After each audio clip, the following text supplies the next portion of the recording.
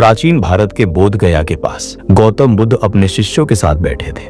उनके चेहरे पर ऐसी शांति थी जैसे वे संसार के सारे दुखों को प्यार से गले लगा चुके हों। उनके शिष्यों में एक युवा भिक्षु था। उसका नाम था सुमित।